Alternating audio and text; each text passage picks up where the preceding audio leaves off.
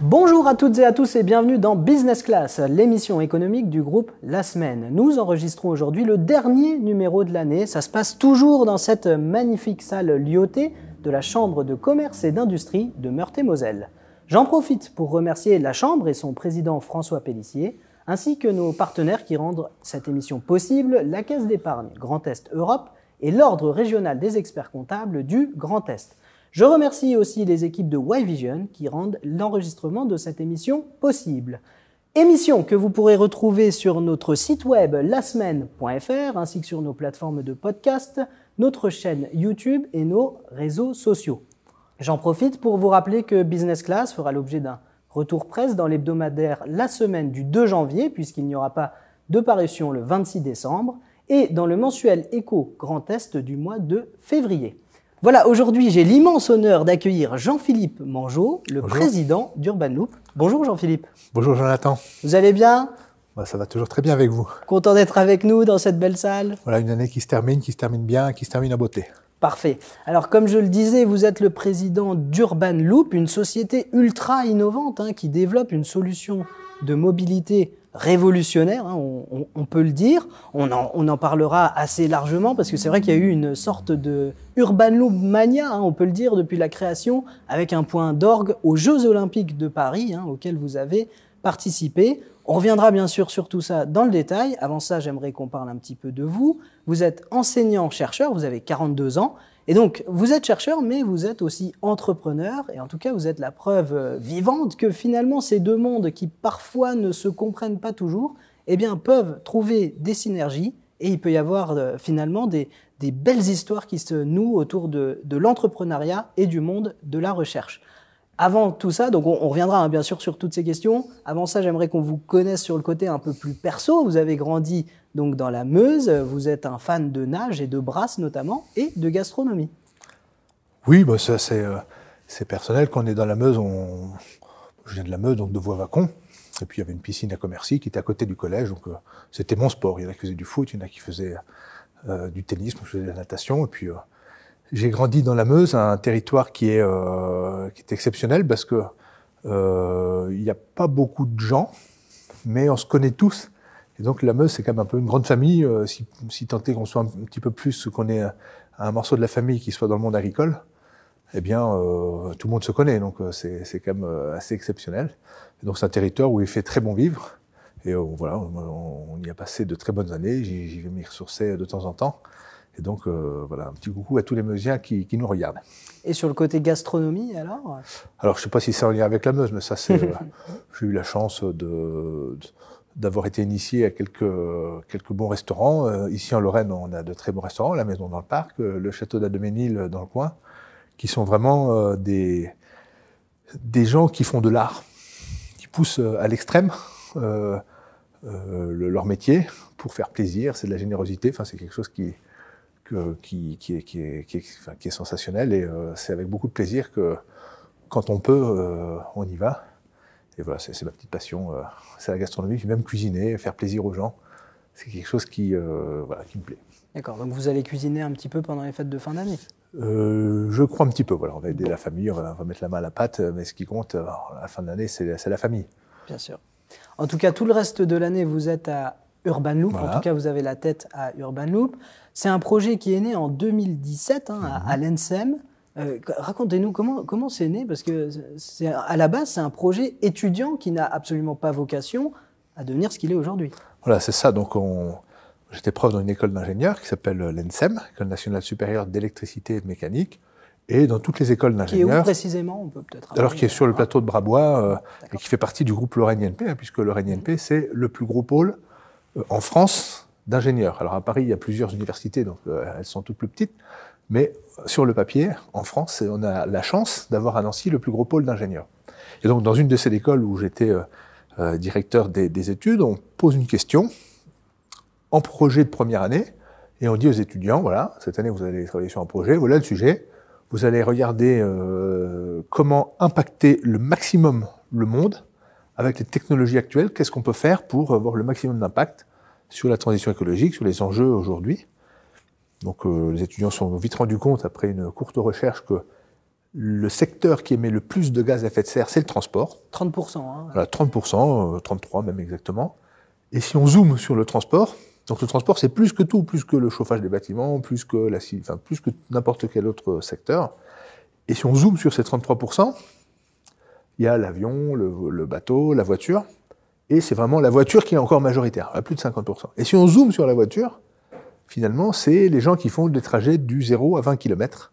Et donc, c'est eux qui, finalement, consomment le plus d'énergie. C'est le cas de grand nombre de gens qui habitent sur nos territoires, avec des territoires de moyenne densité.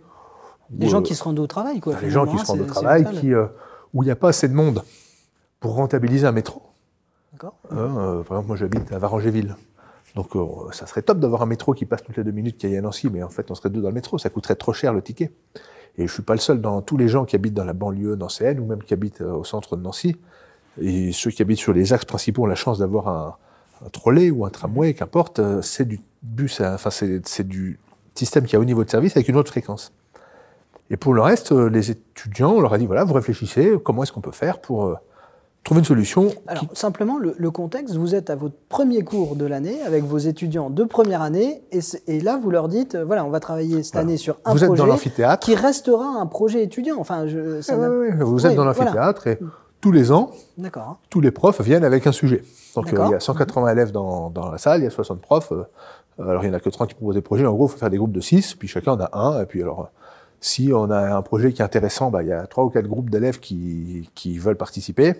Puis, si on a un projet pourri, si je peux m'exprimer, personne ne veut le faire, mais bon, il y en a quand même, parce qu'il faut bien que tout soit pris. D'habitude, moi, j'avais 15, 20 étudiants, des fois 0 quand mon projet était pourri. Et puis là, on leur dit, voilà, vous essayez d'impacter l'environnement, faites ce que vous voulez, c'est libre, mais on veut une solution technique. Et là, bam, toutes les mains se lèvent, 186 sur 186. Tous les étudiants. Tous les étudiants.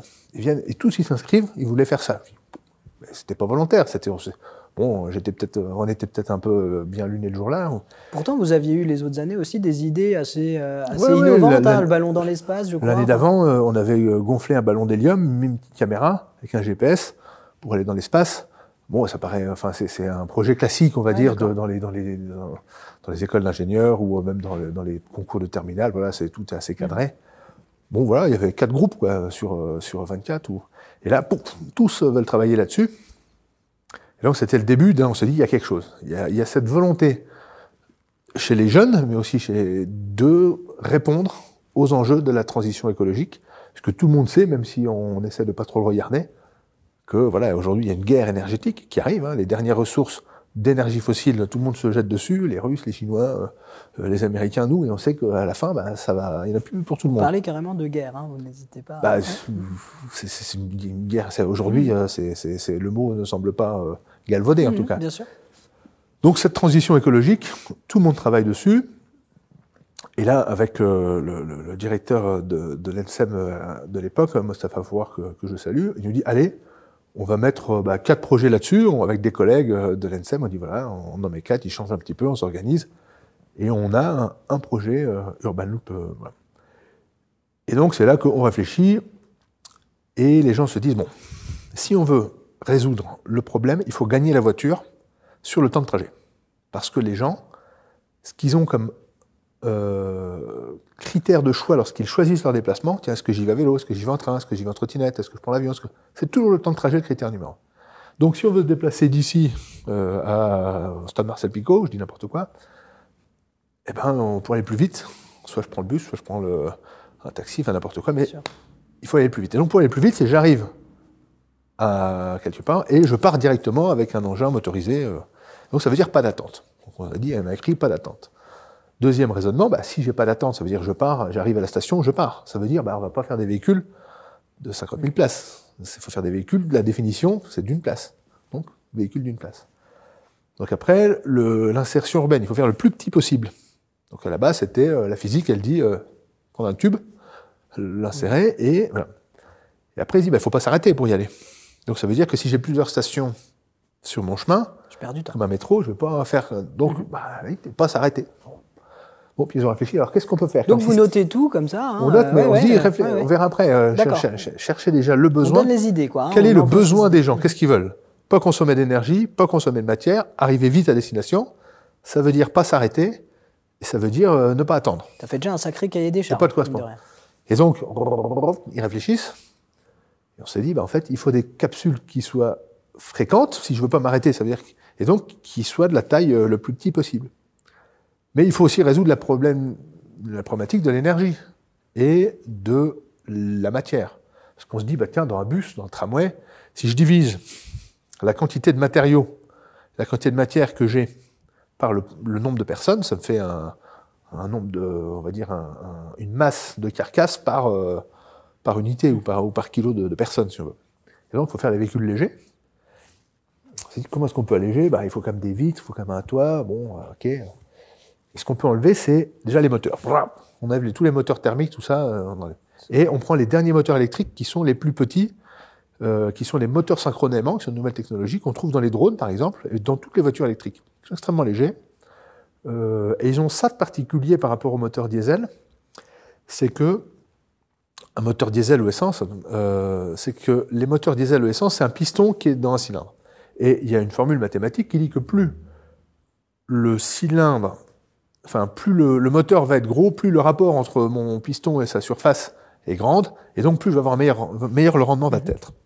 Donc, dans la mécanique, tout le monde sait que plus je vais faire un gros moteur diesel, plus il va être efficace. Donc dans un bateau, on va mettre un gros moteur. Bon. En électrique, c'est un peu différent. C'est des spires de cuivre qui tournent autour d'un matériau ferreux, et c'est à peu près proportionnel au nombre de cuivre et de matériaux ferreux qu'on met dans le moteur. Donc que j'en fasse 10 petits ou un gros, ça va être pareil. Donc si dans ma main gauche, je mets 10 moteurs électriques d'1 kW, et si dans ma main droite, je mets un moteur électrique de 10 kW, j'ai la même puissance, j'ai la même patate, sauf que là, j'ai 10 petites unités, là, j'en ai une, mais ça va coûter pareil, ça va consommer pareil, et si je les plonge dans l'eau, ils vont occuper le même volume. Et la grande preuve de ça, c'est les drones. Les drones qui sont hyper contraints en capacité, en autonomie, en poids, ils mettent 4 moteurs, 6 moteurs, 8 moteurs. En électrique, on peut mettre autant qu'on veut, alors que si c'est un hélicoptère, on ne va pas mettre plein de moteurs thermiques. On va en avoir un qui va... Donc on s'est dit, première chose, on utilise ces moteurs-là, on les met direct dans les roues, et on dégage tout le reste. Deuxième chose, les batteries. Les batteries au plomb, batteries de lithium, super lourd. Allez, on dégage. Mais du coup, il faut qu'on baisse, il faut qu'on chope l'électricité. On va faire comme le métro, comme le train. Du coup, on va capter l'énergie par une caténaire. On s'est dit, mais voilà, des caténaires, ça va tout de suite faire cher, c'est compliqué. Alors on s'est dit, mais quelle puissance il nous faut? Il nous faut 3 kW par véhicule. 3 kW, c'est... Un micro-ondes, c'est 1 kW, 900 watts quand vous le mettez à fond. 1 kW, c'est 1000 watts. Un radiateur comme... là, voilà, ça c'est thermique, mais c'est 3 kW à peu près. Donc, deux machines à laver, on va dire. Et on s'est dit, mais si on baisse la tension jusqu'à ce qu'on puisse la toucher avec les mains, qu'on ne la sente pas, et qu'on produise du courant, si on faisait l'équivalent avec des rivières, au lieu d'avoir un torrent, on aurait le Rhône. Ça veut dire pas beaucoup de chute de tension, pas beaucoup beaucoup de courant, mais si on met la main dans le Rhône, ça fait pas mal, quoi. Alors si on met la main dans un torrent, ça donc, on baisse la tension, on augmente le courant, on a des bons conducteurs dans les rails, de la grosse section, peu de pertes, et on envoie. On fait des calculs, des simulations, les élèves font des simulations informatiques aussi, de comment promener les capsules pour qu'elles viennent toujours rechercher les gens en station. Deuxième chose, donc on a dit petite capsule, énergie, consommation, c'est vu. Maintenant, il faut que les stations soient en dérivation du flux principal. Pourquoi? Parce que si on fait comme le métro à Paris. Quand vous faites Gare de l'Est à Gare Montparnasse, vous arrêtez à toutes les stations. Même si vous étiez tout seul dans le métro, ça s'arrête. En fait, et ça vous déglingue. Vous imaginez le rêve si on fait tout d'un coup. On gagne un temps. Il y en a pour 5 minutes, en fait. Et si on a des petits véhicules, on peut les traiter individuellement, et donc on va séparer. Sur le côté, on va mettre en dérivation les stations. Comme ça, tous les véhicules qui s'arrêtent, hop, ils se mettent sur le côté. Et sur la voie principale, elle est toujours libre. Comme sur l'autoroute. Sur l'autoroute, quand on sort pour s'arrêter vers le plein, et on reste sur la voie principale. Donc là, le but, c'est que l'utilisateur, il prenne sa capsule d'un point A à un point B, Et qu'il n'y ait pas d'arrêt entre ce point A et ce point B. C'est le cahier des charges. Voilà. On a dit, voilà, le besoin en transport, c'est d'être rapide. Donc, on a dit, on supprime les arrêts, on supprime les correspondances, on supprime les attentes, et on adapte la technologie aux besoins. Et on récupère pas le truc historique, la calèche qui est devenue une voiture, qui est devenue un bus. Non. On fait tout depuis le début. On s'en fout, on n'y connaît rien, donc on y va naïvement. Et puis revient donc cette structure urban loop originelle, que sont des petites capsules, des stations à dérivation, une captation du courant, enfin de l'énergie sur du rail en très basse tension. Et voilà, c'est à peu près tout. Donc ça, c'est l'idée originelle d'Urban Loop. Et après, intervient les notions réglementaires sociétales. On se dit déjà, première chose, c'est la première capsule. On a fait une capsule, c'était un bobsleigh d'une personne qui naviguait dans le jardin de l'université. On avait fait un petit circuit de 400 mètres qui avait eu Et ça fonctionnait. Oui, ça fonctionne, qui a eu un succès auprès de tous les étudiants, auprès de partenaires des écoles d'ingénieurs, auprès de la presse, auprès de certains industriels. Je me suis dit, mais c'est une idée géniale. Mais quelque part, tout le monde rigolait, nous aussi. Parce qu'on dit, bah oui, mais on ne va jamais faire un moyen de transport avec ça, c'est un jouet, c'est un gadget. On a dit, ouais, pas de problème, mais bon, on va quand même continuer. Et il se trouve que la région Grand Est était en train de définir quels étaient ses grands enjeux stratégiques dans les développements et avait des enveloppes pour financer au niveau universitaire des sujets. Et donc il se trouve que la région Grand Est, on a un passé... Et des sujets mobilité. Les enjeux, qu'est-ce que c'est que la région Grand Est? On va dire, si même on parle de la Lorraine que je connais mieux, on a un passé industriel dans lequel on a les matériaux, les aciéries, le matériau c'est chez nous, et l'énergie qui va avec, du fait de notre histoire. On a un peu de chimie à Nancy également. Donc on a un passé industriel qui est fort, avec notamment même Pont-à-Mousson, tout ce qui est l'équipement urbain, donc les tuyaux, etc., qu'on imaginait. Et on a également ce grand atout qui est d'avoir le plus gros pôle universitaire, le plus gros pôle d'ingénieurs en France, parmi lesquels des informaticiens, des automaticiens, des électriciens, des génies civilistes, qui sont dans leur domaine, voilà, à la fois en tant qu'ingénieurs, c'est qu'on a aussi des écoles d'innovation, des écoles de mécanique, et aussi dans les laboratoires de recherche. Donc étape d'après, on est allé voir la région, on a dit voilà, vous voulez un projet qui soit dans les thèmes de la région, on en a un, vous allez rire, mais on vous le présente. Donc notre idée, c'est qu'on a des petites capsules qui se promènent sur des petits rails, avec des gens qui montent tout seuls dedans, ils appuient sur le bouton, tout, qui vont direct à leur destination, avec un ordinateur qui calcule. Il n'y a pas de pilote. Il n'y a pas de pilote et tout. D'accord. Mais à la fois, au début, en fait, vous prenez ça presque à la rigolade vous-même, enfin comment? Ouais, en fait, on se dit, ça n'a évidemment aucune chance d'aboutir, mais physiquement, énergétiquement, écologiquement, ça tient. C'est-à-dire que ça, on ne peut pas faire mieux. Donc on se dit, on aimerait bien savoir où est le problème, en fait, là-dedans. Soit c'est le problème, soit c'est il n'y a personne qui est assez fou pour se lancer là-dedans, auquel cas il suffit juste d'être assez fou pour y aller, puis ça marche. Soit on a fait une erreur quelque part, il y a un truc qu'on n'a pas pigé, et bon voilà, c'est une idée un peu, c'est une fausse bonne idée, ou c'est une idée à la con. Et je trouve qu'on n'a jamais trouvé l'erreur. À chaque fois, on le présente à des gens, oui, vous n'y arriverez pas, parce que c'est pas possible, parce que c'est trop lent, parce que c'est trop gros, parce que c'est des problèmes, on va dire, économiques, c'est des problèmes administratifs, mais dans le cœur de la physique, il n'y a pas de problème. Enfin, c'est la solution. Et les grands arguments, ou les grands exemples, vous prenez le domaine de l'informatique et l'électronique que j'ai eu le plaisir d'enseigner. En électronique, ça paraît fou, hein. Il y a eu deux écoles, il y avait les Russes et les Américains. Les Russes, ils ont pris le pneumatique. Ils ont dit, on va mettre des transistors pneumatiques qui faisaient des portes et comme c'était des portes grosses comme des boîtes d'allumettes. Et ils se sont dit, évidemment, plus on veut qu'un ordinateur soit puissant, plus il faut qu'il soit gros. Et donc, ils sont partis dans des salles énormes, avec plein de problèmes. Les Américains, ils ont dit, plus on veut que l'ordinateur il soit puissant, plus il faut qu'il soit petit. Tout le monde disait, vous êtes fous. Si, parce que plus le transistor est petit, plus ça se fait rapidement, donc plus le transistor est un nouveau libre et tout. Et ils sont partis sur, à l'époque, c'était des transistors électroniques, quoi, des triodes, et qui, au fil du temps, se sont devenus plus petites, et aujourd'hui, Le leader aujourd'hui des processeurs, ils sont plutôt quand même électroniques que pneumatiques. Et donc cette idée de faire toujours du plus capacitaire, du plus gros, dans l'électronique, ben en fait, dans un ordinateur ou même sur Internet, plus vous avez un gros fichier à envoyer, eh ben, il y a un protocole qu'on appelle FTP, ou quand vous êtes sur WeTransfer, ben, plus le fichier va être découpé en tout petits paquets pour qu'il s'écoule de manière beaucoup plus fluide. Plus vous voulez du débit, plus il faut que ça soit fluide. Donc plus il faut le découper un petit bout. Et si je fais une autre analogie, dans un sablier, prenez un sablier, plus vous voulez que le débit soit élevé, plus il faut que le grain soit fin. Ben, dans le transport, c'est pareil, plus vous voulez avoir de débit, plus il faut faire des petits véhicules, et bien sûr d'en avoir un grand nombre. Et c'est ça l'avenir du transport, et nous on croit en ça, et aujourd'hui, ben, les gens commencent à comprendre, parce qu'ils disent « Ah ben, votre capsule est toute petite, du coup, vous n'avez pas de débit. » Oui. Le débit, c'est la capacité fois la fréquence. Hein, vous prenez un télésiège, il y a 2 places d'un tout petit télésiège des années. Mais s'il passe toutes les 5 secondes, toutes les 10 secondes, il vous remonte 500 à 1000 personnes à l'heure. Alors que si vous prenez un bus qui passe toutes les demi-heures, vous faites 100 personnes. Ouais. Et donc, c'est qu'une question. Donc, nous, on a dit, on garde la fréquence très élevée. Les gens, ils arrivent et ils partent. C'est ça que les gens aiment bien. C'est aussi simple que ça. Ils arrivent, tac, ils partent. Et la technologie qu'on a dû trouver, c'est comment ne pas consommer plus de matière et d'énergie en faisant plein de petits véhicules plutôt qu'un gros.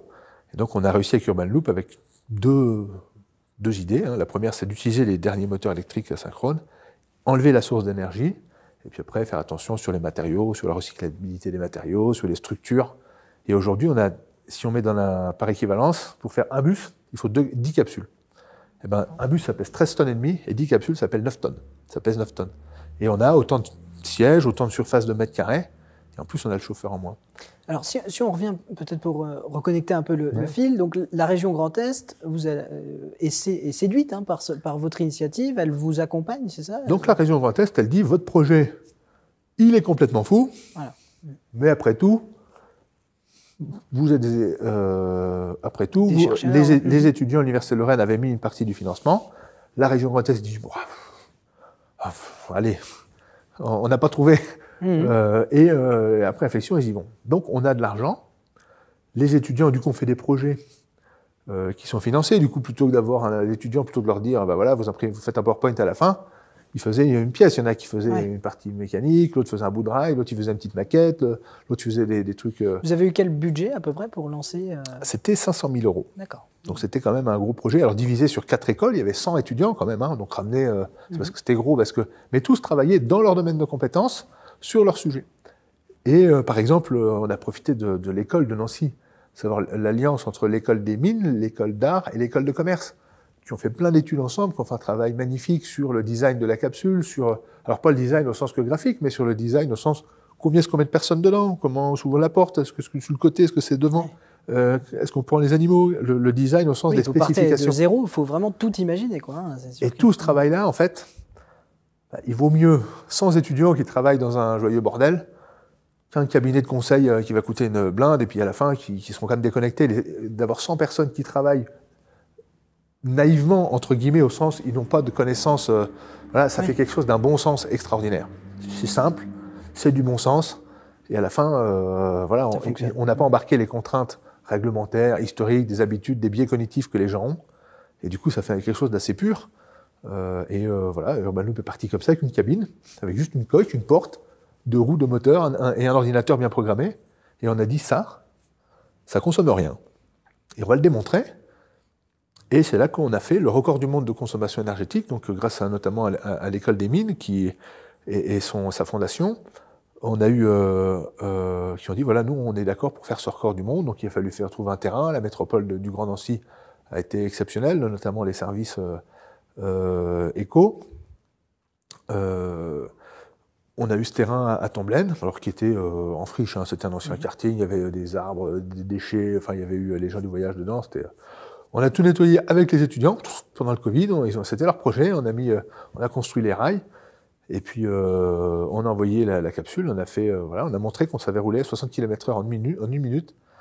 On a fait 1 kilomètre pour moins d'1 centime d'euro. Et alors, si on compare ça au train, à la voiture, par rapport à la voiture, c'est beaucoup mieux. D'accord. Par rapport à un métro, quand il est rempli au taquet, Le métro est beaucoup mieux. D'accord. Parce que si on redivise, j'entends, si on redivise par rapport à la personne, c'est ça qui est l'enjeu. La capsule en elle-même. Ça équivaut à peu près à un bus qui est rempli, quoi. C'est à peu près ce qu'on cherche. On cherche pas. Donc, si vous avez un bus qui est rempli, on a démontré en tout cas qu'en fractionnant le transport en petits éléments, ça revenait pas plus cher en énergie.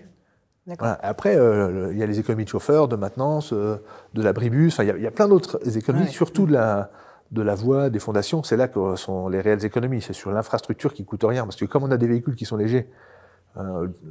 Alors l'infrastructure, justement, tant qu'on est un petit peu dans les chiffres, ça coûte quoi 1 kilomètre de voie urban loop? Alors 1 kilomètre de voie urban loop tout fourni, avec l'urban loop, les capsules qui vont dedans, les stations, le centre, l'intelligence, le câblage, enfin tout fourni, on va être entre 1 et 5 millions d'euros du kilomètre, livré, avec les clés.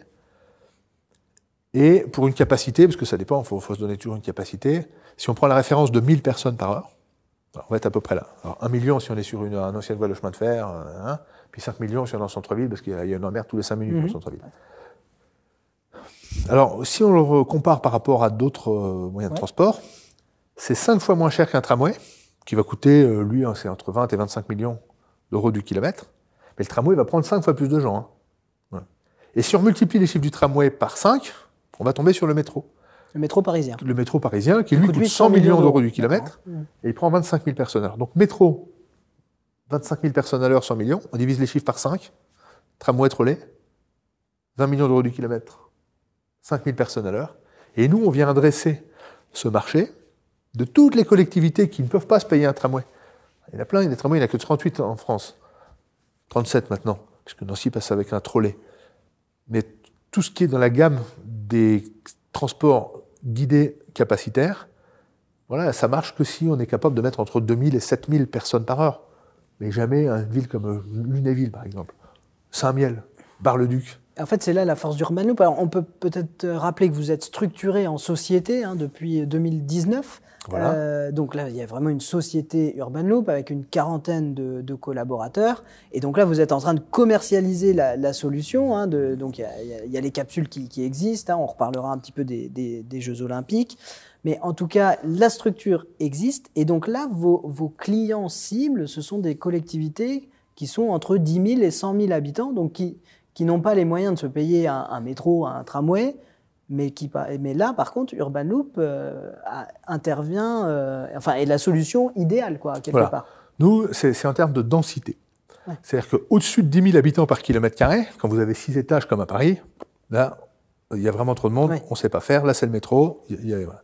Entre 4 000 et 10 000 habitants par kilomètre carré, là, c'est le trolley, c'est le tramway, c'est les rues principales de Nancy, les rues principales de Metz, les rues principales de Strasbourg. On est entre 4 000 et 1000. Nous, c'est entre 400 habitants par kilomètre carré, la campagne, les petits bourgs, et le 4000 habitants par kilomètre carré. Donc sur celle-là, le 400-4000, donc pour vous donner un ordre de grandeur, il y en a un, alors je ne sais pas pourquoi j'ai retenu, mais 1000 habitants par kilomètre carré tout pile, c'est Épernay. Donc Épernay ne pourra jamais se payer un tramway, mais si elle veut relier le centre commercial à la mairie, à la piscine, au collège, sortir les voitures du centre-ville, paf, Urban Loop, c'est parfait, ça va lui coûter, c'est un effort d'investissement. Pareil qu'une grande ville qui s'achète un tramway, c'est quelque chose qui va s'amortir sur 20 ans. Mais derrière, les gens, ils arrivent en ville, ils appuient sur le bouton, ils se promènent, ils garent leur voiture loin, ils vont à l'école, ils font les courses, et ça va permettre de redynamiser et de revaloriser ces centres-villes qui souvent sont historiques. Des fois, on pense à Cognac, à Bar-le-Duc, qui sont magnifiques. Mais le fait de mettre les voitures dedans, si on arrive à les enlever, elles pourront aussi avoir leur piste piétonne, pourront revaloriser tout leur centre-ville, parce que dans les centres-villes de ces villes-là, en fait, ça se paupérise, parce que c'est moins pratique, les gens ne peuvent pas se garer tout. Mais si vous leur amenez un parking loin, puis qu'il appuie sur le bouton, et tout le monde a re-habité dans le centre-ville, et ça va refaire ces villes qui vivent, ces villes de boutiques, ces villes de dynamiques, ces villes où il fait bon vivre. Et c'est ça aussi l'esprit d'Urban Loop. Parce que là, Urban Loop, si aujourd'hui, donc bientôt en 2025, je suis un utilisateur, j'arrive devant une station, je suis sûr de trouver une capsule à n'importe quelle heure. N'importe quelle heure. Il n'y a pas de voilà. J'appuie sur mon bouton, je rentre mon adresse dans la capsule. Non, les stations, c'est comme des boutons d'ascenseur. On les achète d'ailleurs chez les platines d'ascenseur. D'accord. Dans un ascenseur de 10 étages, vous avez 10 boutons. Là, si vous avez 10 stations dans la ville, vous mettez la Ah oui, je 4, veux aller. D'accord. mettez Ok. piscine, centre commercial. Et j'y vais sans arrêt. Je ne Donc, m'arrête la pas. capsule, elle rentre sur la voie Sur la principale. voie, Alors, en fonction de l'installation, soit on arrive à faire un site propre, donc on s'arrête pas, mais bon, il y aura toujours des fois une route à traverser, donc il y a des feux automatiques qui se mettent au vert. Enfin, vous roulez, les stations, vous arrêtez pas aux stations Donc il n'y a intermédiaires. aucun passager qui monte avec moi. C'est individuel. Alors, le service est individuel. Alors, on a aussi des formules avec des cabines de jusqu'à 6, 8, 10 places pour des D'accord, aéroports ouais. où là, on est obligé d'avoir plus de débit, petit donc peu on plus partage de un petit débit. peu. Mais sur le projet de Nancy, par exemple, ce sont des cabines de 4 places, donc dédiées à Une une famille, famille, à ouais, une d'accord. unité. C'est une voiture, hein, vous avez une voiture qui Mhm. se gare, hop, et tous les gens qui sont dans la voiture montent dans la capsule D'accord. Et vont à leur arrêt. et arrivent directement au centre de Nancy, au cœur de ville, D'accord. sont raccordés au réseau de transport en commun ou à 500 mètres de la place Stanislas, et ils savent qu'ils vont pouvoir retourner à leur voiture sans avoir un problème de bus, etc. Et ça change tout. Ça a l'air d'être rien. Vous arrivez au parking relais, vous garez, c'est gratuit, vous arrivez, vous avez 5, 6, 7 capsules, il y en a 40 en tout, qui vous attendent. C'est comme si les taxis faisaient la queue devant l'aéroport. Ouais. Sauf que ils peuvent alors, attendre aussi longtemps qu'on veut, ça coûte rien, il n'y a pas de chauffeur. Comment vous répondez à la problématique les utilisateurs, mettons Nancy, veulent tous aller plus ou moins à Place Stanislas, disons. Bon, je sais pas, à midi, je me retrouve avec 36 capsules à Place Stanislas et puis 3-4 aux autres arrêts. Et Absolument. si je suis utilisateur, comment je Eh ben, retrouve c'est toute la force d'Urban Loop. On dimensionne toujours un réseau de transport pour son heure de pointe. C'est-à-dire qu'on regarde à l'heure de pointe, alors c'est pas tout à fait midi, en général c'est plus le matin, entre 8h et 8h30, et tous les gens arrivent au même endroit, pour aller arrivent à la même heure pour aller au même endroit. C'est le C'est ça, transport, ouais. donc on dimensionne. Donc on met un nombre de véhicules pour tenir cette charge, avec, si on met 10 secondes entre chaque véhicule, si vous me faites partir 4 personnes toutes les 10 secondes, vous pourrez voir que ça fait un débit extrêmement élevé. Et donc, on fait partir par ça. Et l'avantage, c'est qu'une fois que les heures de pointe sont terminées, les capsules restent en station, en attente, et elles peuvent rester toute la nuit, prêtes à partir dès la première seconde suivant l'arrivée d'un usager, mais sans que ça ne coûte rien, sans consommer d'énergie. Si je veux le même service, par exemple, si je veux qu'à 2 heures du matin, n'importe quel usager, il n'attende pas. Il faudrait que je fasse tourner des bus toute la nuit vide, tout le temps. Donc là, l'avantage, c'est que les stations sont en dérivation et les cabines étant de faible capacité, on a une consommation il y a une masse en mouvement qui est proportionnelle à la demande. Et je ne suis pas obligé de faire circuler toute la flotte. Donc je suis à peu près sûr de trouver une capsule Urban Loop à tous les arrêts proposés par Urban Loop. Voilà, c'est ça. Donc nous, on dimensionne, et les capsules, elles viennent faire des circuits. Elles peuvent revenir Voilà, quand et donc, il y a au besoin. dans les heures de pointe, si j'ai un trajet qui est asymétrique, ça veut dire que tout le monde arrive au même endroit pour aller au même endroit, eh ben, je vais avoir des systèmes de retour de capsules vides qui sont automatiques. Dès que j'en ai, par exemple, une capsule, j'ai entre 4 et 6 capsules dans la station. Dès qu'il y en a une qui part, on en commande une neuve, donc le deuxième monte, et le temps que le troisième et le quatrième arrivent, les autres sont arrivés, et ça fait un flux continu, Mais comme alors, les télécabines. Vous dites que ces capsules peuvent rester toute la nuit, à 2 heures du matin. Comment vous réglez l'aspect sécuritaire? Voilà, alors, nous, on ne le règle pas.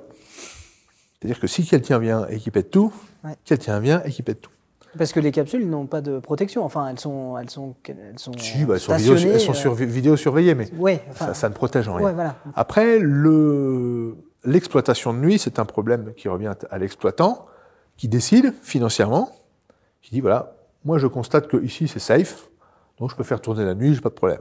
Dans d'autres endroits, la nuit, c'est là qu'on voit les gens qui sont souvent éméchés, etc. Dans le transport, tous les dégâts, les radiations se font la nuit. Et peut-être même, je l'attends, des fois la nuit, en sortant de soirée, vous avez peut-être fait le con dans le transport, ça arrive à tout le monde. Au point de détruire non, mais bon, voilà, il y a quand même mobilier urbain, des mais arrêts, oui, je vous fais pas un dessin.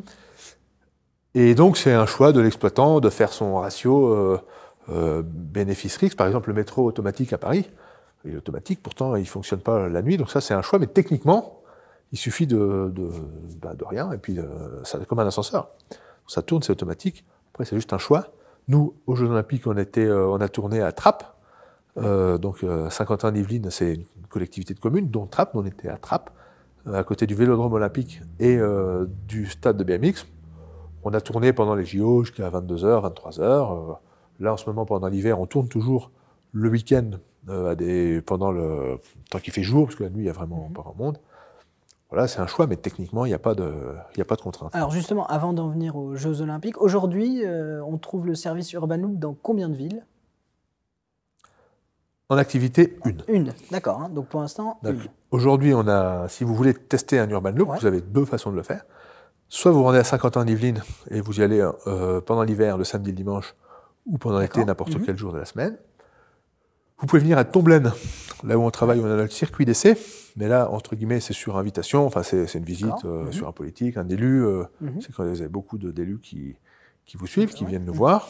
Oui, parce que les collectivités sont vos clients. Voilà, les collectivités sont nos clients, on les reçoit, on leur fait l'explication, ils viennent à Nancy, ils font un petit tour, on leur montre tout comment ça marche, et on peut leur faire des études dédiées sur leur territoire. Il suffit qu'ils nous disent, voilà, moi je veux relier ça, on vient sur place, et on leur fait une étude pour qu'ils puissent après se déployer. Donc depuis les Jeux Olympiques, on en vend beaucoup d'études comme ça. Et en termes de projets enclenchés, c'est-à-dire que les projets sont lancés, les marchés ont été mis. On a bien sûr Nancy, sur lequel l'assistance à la maîtrise d'ouvrage a déjà dans les marchés donné le maître d'œuvre. On est en phase d'avant-projet, mais on livre différentes étapes parce que notre choix, nous, c'est de valider concrètement par des essais de roulage. On fait des milliers de kilomètres avec nos véhicules. Et donc, en tout, entre la première idée d'Urban Loop et l'installation de Nancy, il sera passé 10 ans. 10 ans dans laquelle la métropole aura pu, à tout instant, suivre le projet. Et on dit ça parce que, je fais une petite parenthèse, on a le temps. Il y a beaucoup de gens qui disaient au début, « Ah oui, vous faites du transport innovant, vous habitez à Nancy, paf, c'est comme le métro, enfin c'est comme le tramway, le TVR, qui était une catastrophe. » Quel rapport entre Urban Loop et le TVR? Nous ne les connaissons pas, les mecs de Bombardier qui ont fait le TVR. Juste, on habite à Nancy et on fait du transport, certes. Ah oui, mais... bon. Et donc, la différence, je le dis sur vos antennes. À l'époque, il a été fait un choix de prendre un candidat étranger sur un truc innovant qui n'a jamais été essayé nulle part, peut-être qu'ils le mettent en service direct, plein cœur de Nancy. Nous, c'est l'approche complètement inverse. C'est-à-dire que pendant 10 ans, on le teste à toutes les étapes, d'abord sur le site de l'université, ensuite sur le terrain d'essai de Tomblaine, ensuite aux Jeux Olympiques, ensuite on a fini ici. Et on roule tout le temps, on roule tout le temps, dans des conditions qui sont très proches de celles de Nancy, et quand on va mettre en service Nancy, et d'ailleurs dans d'autres collectivités. Et ce sera pour quand cette mise en service? Alors aujourd'hui, sur le planning, donc nous, on arrive fin 2017, donc là on est en 2025 quasiment, donc encore 2025, 2026, 2027. Donc on fait rouler, et le grand public, après donc on aura l'exploitant qui va faire 3 mois à vide, pour lui se former à faire tout tourner. L'exploitant, ça peut être Keolis, ça peut être... aujourd'hui c'est Keolis qui est en poste, mais ça va être mis en jeu, donc peut-être que ce sera eux, peut-être d'autres. Et donc l'ouverture au grand public, normalement, ça sera donc le 3 mars, ou le 1er mars 2028. Ça, c'est le planning aujourd'hui, qui dépend aussi de la cité judiciaire, mais nous, en tout cas, c'est notre contrat. Et il y a d'autres villes, hein, vous avez aussi des bureaux commerciaux à Lyon, enfin, il y a d'autres villes, du coup, qui sont intéressées, qui ont... Oui, donc on a... depuis les Jeux Olympiques et même un petit peu avant. Donc on a beaucoup de villes qui ont manifesté un intérêt et qui ont contractualisé avec nous. Lesquelles on peut les citer, ou c'est encore... Je sais pas. Alors, dans le Grand Est, on en a, plusieurs. Non, je ne vais pas les citer parce que je préfère laisser aux politiques mais en tout cas, il y en a à réel. Voilà. D'accord. Parce que c'est vrai que ça a l'air d'être la solution idéale. Enfin, pas d'émissions carbone, rapide, 75 km/h. Hein, alors, nous, 75, c'est vraiment dans des cas spécifiques. On fait quasiment le même boulot à 50 km/h parce que le temps de démarrer, de prendre des virages, etc. Ça va relativement vite. Donc, on se dit que les collectivités devraient se jeter sur Urban Loop quelque part. Oui, c'est le cas aujourd'hui. Toutes celles et ceux qui sont venus visiter à Saint-Quentin-en-Yvelines, aujourd'hui contractualisent avec nous. Alors, il y a plusieurs étapes, en fait, quand on achète un Urban Loop. C'est pas, tiens, on achète l'Urban Loop. Donc, d'abord, il faut faire une petite étude qui est en dessous on les vend en dessous des seuils des marchés publics, en dessous de 40 000 € pour pouvoir les commencer rapidement. Là, on fait le tracé, on calcule où on met les stations, On calcule combien de cabines il faut, on fait une estimation de l'impact que ça peut avoir sur le trafic, sur les feux, quels ouvrages il faut qu'on mette. Donc c'est comme une piste cyclable en termes de travaux, c'est-à-dire que nous on fait que 3 mètres de large, on veut le même niveau de portance, on a des protections à mettre lorsqu'on va assez vite pour pouvoir palisser le site propre. Donc on fait cette étude-là. Après, on doit faire des déclarations en préfecture avec les pompiers. Donc ça, c'est des dossiers que nous fournissons. Et puis après, on contractualise le projet complet. Le temps administratif est assez long, on comprend bien, mais vous avez des touches ailleurs qu'en France aussi, en Europe peut-être? Oui, alors on a... Parce que on peut exporter votre solution donc notre type commercial. Donc on a... donc au stade, on a... études faites, tout livré, voilà, 50 ans d'Yvelines, c'est déjà fait. On a Nancy qui a fait des études, qui est contractualisé. Donc on a 7 autres collectivités en France qui ont déjà contractualisé et qui sont dans le pipe.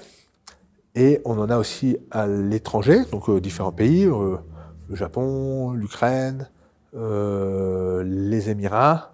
Et aujourd'hui, on a déjà fait tout, on est en phase de contractualisation aux Émirats pour un projet aussi important.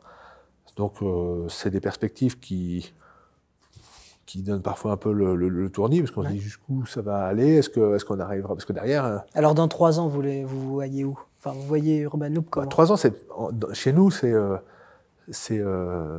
comment? Tous les projets qui ne sont pas démarrés là, ils ne seront pas démarrés, enfin, ils ne seront pas finis dans 3 ans, parce que c'est quand même long. C'est vrai. Parce qu'il y a des appels d'offres, il y a des collectivités. Dans 15 ans, on trouvera des capsules Urban Loop dans toutes les villes. Moi, j'ai un modèle, j'ai une boîte française que je trouve géniale, qui s'appelle Pomagalski, qu'on trouve au ski, où c'est un ingénieur, Jean Pomagalski, qui était un petit peu... qui a dit, voilà, on va faire du ski, donc on va faire des câbles et on va remonter des gens en haut de la montagne avec un câble. Ils seront soit assis dessus, soit avec une perche, et redescendant avec des skis. Tout le monde a dit, mais 1930, hein. Donc 1930, il n'y a encore pas eu la Deuxième Guerre mondiale, on est entre la première et la deuxième. Et aujourd'hui, c'est une boîte qui fait, je crois qu'ils font 800 millions d'euros de chiffre d'affaires. Donc vous voyez à peu près dans cette échelle. Eux, ils font que la montagne. Nous, potentiellement, on peut faire le monde entier. Donc évidemment, là, les Chinois commencent un peu à nous copier. Ils ont mis du temps, parce qu'on se dit, putain, pourquoi les Chinois ne copient pas? Ça y est, ils ont la même capsule, tout pareil. Ah oui, d'accord. Donc on sait que forcément, la concurrence arrive fort, et puis j'imagine avec des moyens bien plus. Je ne sais pas quelle part de marché on aura certainement été les premiers à avoir démontré ça. Maintenant, il faut qu'on accélère. On a la chance d'avoir le soutien de l'État, puisqu'on est labellisé French Tech 2030, enfin France 2030, pardon. On a le soutien de la BPI qui pousse, qui nous aide, qui nous finance avec une grande confiance. L'université qui est rentrée au capital de l'entreprise. Yeast, hein, les réseaux de business angel. On peut citer les fabuleux investisseurs de Yeast qui sont pour... Yeast, on rappelle, basé à Nancy, un réseau de business angel. Donc, en gros, ils intègrent le capital de la société. En échange, ils débloquent des fonds, ils investissent dans la société et surtout, presque, ils apportent du conseil. Voilà, Yeast, ça vaut le coup de s'arrêter pour celles et ceux qui nous lisent. Donc, c'est à la fois... Donc, c'est des chefs d'entreprise, pour la plupart, qui ont tous une expérience importante et qui ont vendu leur entreprise et qui maintenant essayent d'aider les jeunes. Donc déjà, ils investissent leur argent, donc ils se mettent en club, ça fait un gros tas, et en plus ils apportent leurs conseils. Et ça, c'est encore plus de valeur que les millions qu'ils peuvent mettre dans l'entreprise, parce que c'est de l'expérience, c'est du conseil lorsqu'on se lance là-dedans. C'est quand même bien d'avoir des gens qui ont déjà monté des boîtes de 0 à 1500 personnes. Le conseil, il est quand même plus... Enfin, moi, je suis plus à l'écoute de ceux qui l'ont fait d'abord, qui se sont retrouvés dans notre position, que celui qui l'a jamais fait, mais qui croit qu'il sait, quoi. Et donc, on a la chance à Nancy d'avoir ce réseau-là. Il y en a d'autres aussi qui sont probablement très bien. Mais nous, on est parti avec Yeast et le conseil, pour moi, ça vaut encore plus que l'argent qu'ils ont mis. Et là, depuis le départ, vous avez levé combien d'argent avec Urban Loop? Alors, on a fait 3 levées de fonds. 3 levées de fonds, la première, c'était le Love Money. Ouais, d'accord. On avait levé 100 000, c'était les copains. Oui, c'est ça. On peut rappeler, Love Money, c'est donc la famille, les amis, les proches qui financent. Et honnêtement, ils ont vraiment insisté. J'aurais dit, mais vous êtes fous. À l'époque, vous allez paumer votre pognon. Moi, j'en mets parce que ça m'amuse, mais vous allez le paumer. Ils disent, on met quand même. Alors, ça c'est des petits bouts, des 5 000, des 10 000. Après, on a refait un deuxième tour. Alors, c'était l'université qui est arrivée. Donc, pour des raisons administratives, on les a remis même quasiment en condition que les premiers, parce que c'était qu'à la création. Et puis ensuite, il y a eu le fonds d'investissement YIST et puis quelques autres investisseurs. Donc, ça fait en tout 1,2 million, plus de, pas beaucoup, 1,5 million, quoi, à peu près, un peu moins d'1,5 million, ensemble levé. Et le reste, aujourd'hui, c'est un soutien à BPI au sens de l'emprunt. On a gagné au niveau national plusieurs concours, notamment le concours iLab, qui était la meilleure idée de laboratoire, enfin la meilleure idée un peu à un stade de développement assez faible, et puis le concours innovation. Et ça, on l'a réussi grâce à l'incubateur Lorrain de l'université, qu'on peut citer également, qui a fait un super boulot pour nous encadrer, pour nous aider à rédiger les dossiers, parce que c'est quand même un peu... Il y a une façon de faire, et si on ne dit pas comment faire, même si on a les bonnes idées, il faut quand même rentrer dans des cases. Et donc après, c'est tout. Et le reste, on vit sur nos clients. D'accord. Donc vous fabriquez les capsules, elles sont fabriquées donc à Tomblaines. Absolument. Donc on a fait le choix de. C'est local, c'est c'est plus que local.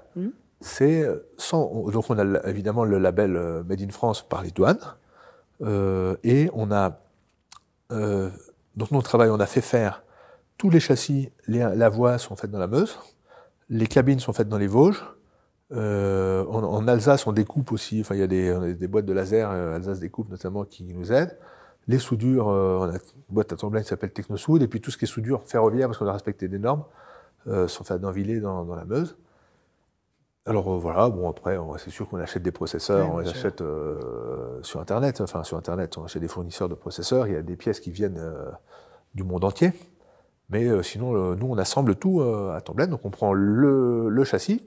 On met les roues avec le moteur dedans, on met les roues avant, clac, on câble, on met l'ordinateur, toute la cabine, pouf. Et après les tests. Et en tout cas, on le disait en début d'émission, ce qui vous a vraiment propulsé sur le devant de la scène, c'est bien sûr les Jeux Olympiques de Paris. Comment vous avez fait pour participer à cette fête fabuleuse ? Alors, les Jeux Olympiques, c'est... Avec les étudiants, en 2017, il existe toujours une slide d'un PowerPoint où on a dit 2017... Quand on avait demandé l'argent à la Réunion, on avait dit voilà, 2017, on a les idées. 2018, on fait un petit démonstrateur sur l'ordinateur. 2019, on le fait en petite maquette avec des jouets. 2020, on le fait sur le jardin de l'université. 2021, on fait un record du monde, on le montre. 2022, 2023 et 2024, on industrialise parce que c'est quand même chaud de le faire homologuer. On a suivi exactement ce qu'on avait annoncé 6 ans avant, à l'année près. Et alors, comment on a fait ? Donc, déjà, on a, c'est le jour du record du monde. On a eu le plaisir de recevoir le ministre des Transports, le préfet, tous les députés, évidemment le président de la région Grand Est, le président de la métropole, Mathieu Klein, la présidente de l'université. Et donc, la presse mondiale est venue. Les Japonais sont venus en avion, il y avait les Chinois, il y avait les Américains. On a fait le TF1 japonais, le NHK, on a fait le 20h en France partout, même si c'est des flashs spéciales et tout, mais dans le monde entier. Alors nous, ça paraissait fou. Et le ministre, il dit, Jean-Philippe, j'aimerais que vous soyez présent aux Jeux Olympiques. Alors, il dit, c'est comme chaud, pour de vrai, parce que faire un truc qui marche en démo, voilà, c'est bien, mais faire homologuer, c'est un monde vraiment différent, quoi. C'est moins funky, quoi. Et c'est un travail qui est lourd, qui est long. Normalement, c'est une dizaine d'années pour faire homologuer. Il a dit, allez-y, qui tente rien n'a rien. Enfin, il y avait... Et donc, l'Agence d'innovation des transports nous a motivés un petit peu. Allez-y, on fera tout pour vous aider. Et les services de l'État se sont mis en route en disant, voilà, si vous êtes sérieux, voilà, on sera avec vous. Et tous les services de l'État, qui sont parfois jugés à tort lents, ils ont bossé les vacances, ils ont été hyper dynamiques, ils ont assisté à toutes les réunions, à n'importe quelle heure, toujours le bon conseil, mais sans aucune concession sur la sécurité. Hein. C'est pas, oui, bien sûr. C'est ça qui est dur à faire. Et ils ont été top. Et donc on a travaillé en confiance, on a pris les meilleurs organismes de qualification au monde, qui étaient les plus chers, et on a créé, on a travaillé, alors c'était dur, physiquement, humainement, en plus, on l'a oublié aujourd'hui, mais l'année 2024, les 6 mois où on était sur le site, il n'y a plus tout le temps. Je ne sais pas si vous vous rappelez, cette Oui. année, il n'y a plus tout le temps. Jusqu'au printemps, enfin jusqu'en juin, il n'y a plus. Donc on était trempés tout le temps. Et voilà, on a quand même, à force de travail et de courage et d'abnégation, qui est celui un peu des paysans meusiens et des paysans lorrains, on a quand même réussi on était exténués la veille des JO. On a repris nos chaussées le jour de l'ouverture. On a ouvert et puis depuis, c'est un grand succès. Ça a été un succès pendant les JO. Un succès absolu. Vous avez transporté des athlètes, hein, c'est ça? Oui, alors c'est surtout le grand public, hein, c'est plus de 10 000, pas 100, pas 1000, 10 000 utilisateurs dans la période des JO, dans des capsules de cabine, qui ont appuyé sur le bouton, boum, qui sont arrivés à leur destination, avec un taux de satisfaction, parce qu'ils avaient un petit QR code pour mettre proche du maximal tout le temps. Ils disent, oh, ça va vite, c'est génial, c'est exactement ce qu'il nous faut, c'est confortable, on a le sentiment de sécurité. Derrière, zéro problème technique majeur. Alors, plein de petits, plein. Oh là, ça a eu, putain, pourquoi ils font ça? Plein. Mais zéro problème technique majeur. Donc un beau retour d'expérience pour nous, la suite. Tous les petits trucs qu'on a remarqués, on va pouvoir les corriger. Sécurité, zéro accident, zéro presque accident, enfin rien. Et voilà, on a transporté plus de personnes pendant les semaines olympiques que toutes les navettes autonomes au monde pendant 1 an quand même. Et donc, les gens qui ont des boîtes de 100 personnes, 200 personnes, 300 personnes qui font la navette autonome aujourd'hui, ils disent mais, vous êtes des extraterrestres. Je dis non, on a beaucoup travaillé quand même. Et surtout, on a fait des choses simples. On n'a pas mis 10 000 capteurs, lidar, machin, technologie. On n'a pas joué la surenchère technologique. On a fait des choix de bons paysans, enlever tout le superflu, mettre des bonnes protections mécaniques. Parfois, un bon grillage, ça vaut mieux que pas mal de choses. Et voilà, aujourd'hui. Et ça a roulé, quoi. Ouais, et c'est un peu ce bon sens lorrain qui nous amène là.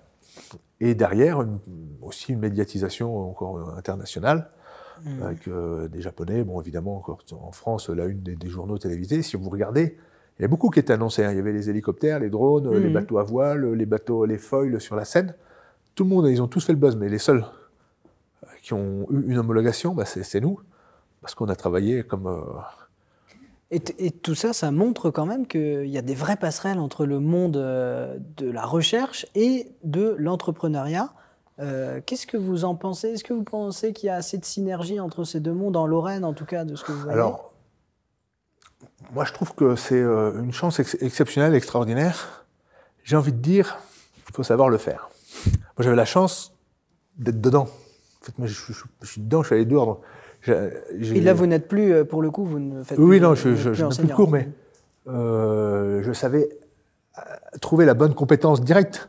C'était des collègues, pour ne pas dire des copains. Ah, tiens, mon cher Abdel, comment tu fais ça? Tiens, t'as ça, tiens. Ça. Et par les étudiants, on a fait des projets ensemble. Donc, mais est-ce que les entreprises se saisissent assez de l'opportunité? Parce que vous le dites, hein, on est le plus gros pôle d'ingénieurs de France. On voit qu'il y a des villes qui réussissent à capitaliser sur leurs atouts. On peut penser, je sais pas, à Toulouse avec Airbus. Et comment nous, on pourrait capitaliser plus sur ce monde de la recherche qui a beaucoup de choses à apprendre aux entreprises, en fait, hein? Eh ben, je crois qu'il faut faire confiance aux idées que les jeunes peuvent avoir. Enfin, Urban c'est une idée qui est née un peu comme ça, toute seule. Hein. C'est un projet, c'était pas... ne pas avoir peur aux politiques de financer des idées aussi folles soient-elles. Alors c'est pas facile de trouver le bon équilibre. De trouver le bon cheval, parce que c'est facile de dilapider là, parce que les idées, tout le monde en a, mais il faut trouver les bonnes. Mais il y a beaucoup d'écoles d'ingénieurs qui proposent des projets. Alors il faut pas s'attendre à c'est pas comme si on allait avoir un client avoir une étude. Mais souvent on a des idées. En général, une école d'ingénieurs peut faire travailler 3 ingénieurs pendant 6 mois, plus un prof pour 1 500 €, 2 000 €, 500 €. Enfin, parfois, ça peut même se passer comme ça. Donc, toutes les entreprises qui ont pas le temps peuvent mettre des sujets dans toutes les écoles, chacune dans leur discipline. Et c'est un peu comme ça que ça peut marcher. Bon, des fois, c'est gagnant, des fois, c'est perdant. Mais ça dépend du sujet. Hein. Les étudiants, il y en a qui vont pas travailler, il y en a qui vont travailler, c'est partout pareil. Mais je crois que on a su, là, sur ce coup-là, fédérer toutes les écoles, mais ça s'est fait un peu tout seul, quoi. C'est parce qu'on est tombé sur un sujet qui est ressorti tout seul. Et ce sera déjà le mot de la fin. Merci beaucoup Jean-Philippe Mangeot d'avoir été avec nous et pour la qualité des échanges.